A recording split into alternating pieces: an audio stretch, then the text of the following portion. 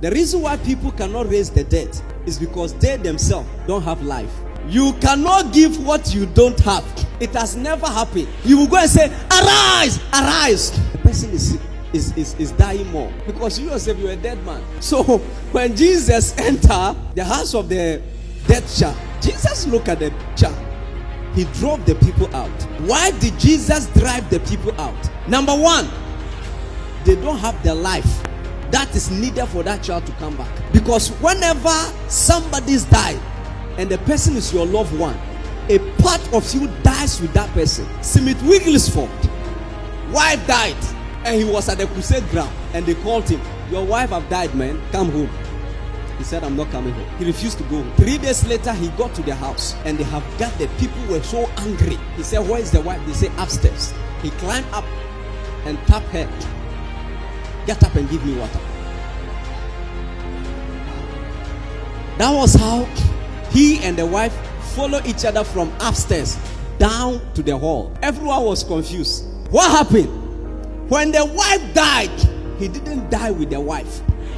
Assuming the wife died, and they called him, and then he was crying, oh, hey, pack my bag, I'm going home, my wife is dead, I have to go home. And he came and was wailing, because there is this tradition that when someone dies, your loved one dies, you have to cry so that they will not suspect you are the witch.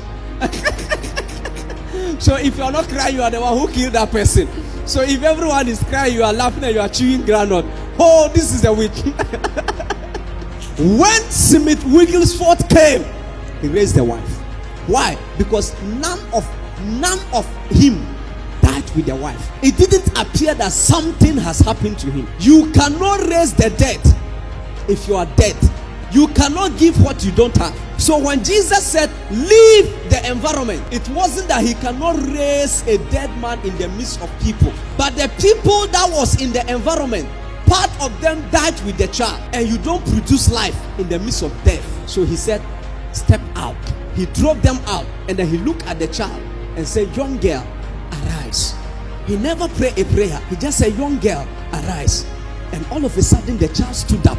Why? Because Jesus have life. Jesus made a statement. She's not dead, she's sleeping. Why will he make such statement? Because in the realms of Jesus, it wasn't a problem. In their realm, it was a problem. So you cannot solve a problem until you have a solution. So that is why when somebody died and you are emotional, my brother, don't try praying.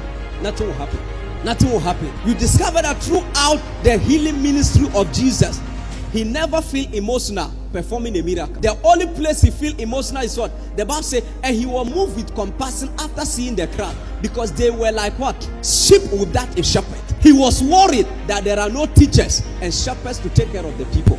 Not miracles, but to feed them. So the best way to raise the dead is not to be taken by. Do not be taken by their dead. I don't know about you. I don't know how to cry when someone dies. And you should be thanking God. Because if you die, I may raise you. Because if all the time someone have that, whoa, you know, some pastors want to appear so caring and all that. My brother, that wasn't how Jesus lived his life. I prophesied as I was commanded. And as I prophesied, there was a noise. And behold, a shaking. The bones came together. Bone to his bone. Bone to his bone. God just taught Ezekiel how to create. What are you still waiting for? Hear me well. You cannot prophesy and it will happen all of a sudden.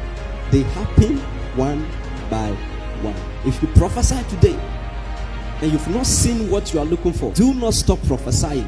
Keep prophesying.